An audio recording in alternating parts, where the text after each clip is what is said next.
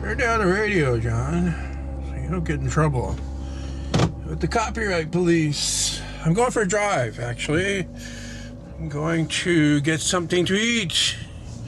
I was editing a video, and I really don't feel like making anything.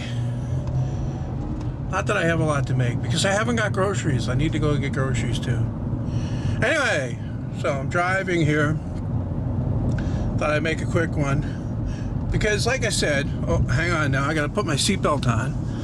See if I can do that with one hand. You know, I talked about the safety thing with regards to guards and stuff like that, and how I use them, and people have taken that to mean that I'm encouraging people to remove the guards from their tools, and that's not at all what I'm saying.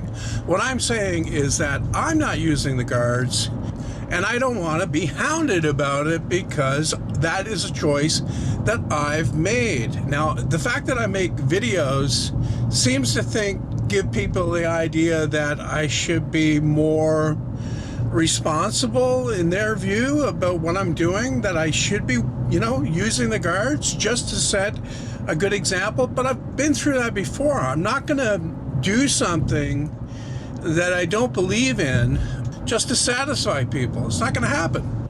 Along with the guards, there was comments on the grinder video about using, where I said I don't hold the grinder with two hands. And right now I'm driving with one hand because I'm holding the camera. And I would say that 95% of the time I'm driving holding the wheel with one hand, and nobody would say boo to me about that. And it's very similar to the grinder, actually. Some of the time, not all of the time, but some of the time, I'm using both hands to hold it, because I'll be able to hold it more rigidly. A few people saying that you should always have both hands on the grinder. Well, what about the people that only have one hand? Are they not allowed to use tools like that now? Or the real reason why I brought the camera along was not to talk about safety or grinders or guards or anything like that. It was to talk about the table saw, my big table saw that I'm planning on building. And I'm in kind of a, I don't know, I'm thinking that maybe it's not worth my time to build that saw now. I'm kind of backed into a corner a little bit because I've taken apart my old table saw, and I'm supposed to build that temporary table saw soon, and I'm gonna go ahead and do that. But I'm thinking about the big one, whether I should even build it, or if I should build the temporary one and then use it until I can find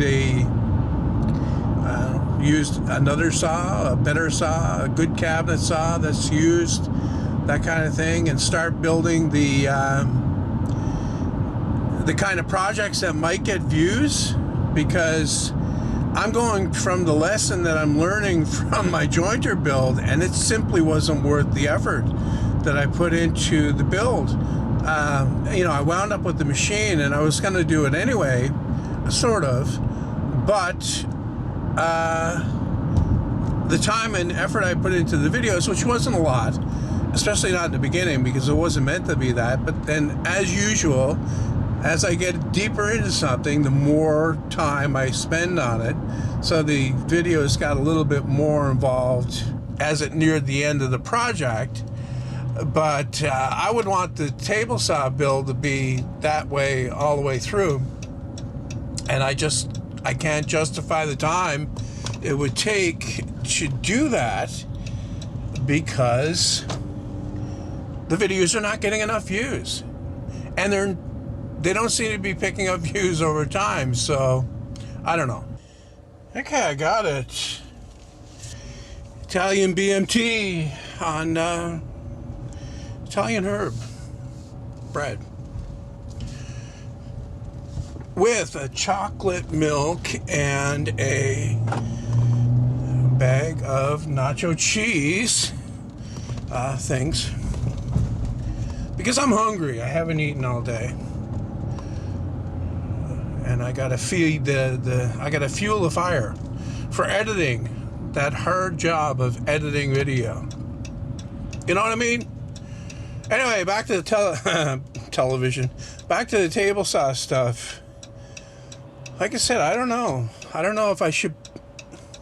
I want to build it, but I think that if I do build it, I'm going to change my plans so that I build it as good as I possibly can. I want to have something that's going to be worth the time it takes to build it. And as far as the videos go, I think what I'll do is I will do the work in stages like I normally do, and I will film the bare minimum of that, and then I'll just do a kind of a show and tell video where I talk about the stuff that I've done and kind of demonstrate that. And that way I can keep the time involved down to a minimum and still document the build. I will take a lot of pictures of it as I go along for a more detailed website article, but as for putting the time and effort into a series of videos like I did with the jointer, I don't think it's worth it. I don't think that the amount of time I'm going to put into it is worth it. And I figured, you know, if I put it on my main channel, it would get more views, but that's simply not the case. It seems like I have basically like a core of subscribers, and they're on my red channel, they're on my main channel, and they're basically on this channel too, for the most part. And that's as many views as I'm going to get on any project, unless it somehow manages to get shared outside of YouTube, and that's getting harder and harder to do. So I don't know, I said it before in my death of the build video, which a lot of people misunderstood my message there, but I know the time is coming for me. I'm seriously questioning the value of what I'm doing now. And like I said before, it wasn't like that before. You know, if I put the time into... I hate it when people don't go, when the light turns green. It's inconsiderate. Anyway, if I put the time... The idea before was that if I put the time into the project, eventually, even if it didn't do well out of the gate, eventually it would get a bunch of views, maybe. So it was kind of, you know, maybe worth it in the long run. But more and more now, it's just seeming like that's not going to happen. I mean, all of the newer videos that I have, well, there are a couple of exceptions, but for the most part, the newer videos, they're not picking up views after those first few that the subscribers watch it. So anyway, we'll see. We'll see. We will see. That's a good expression.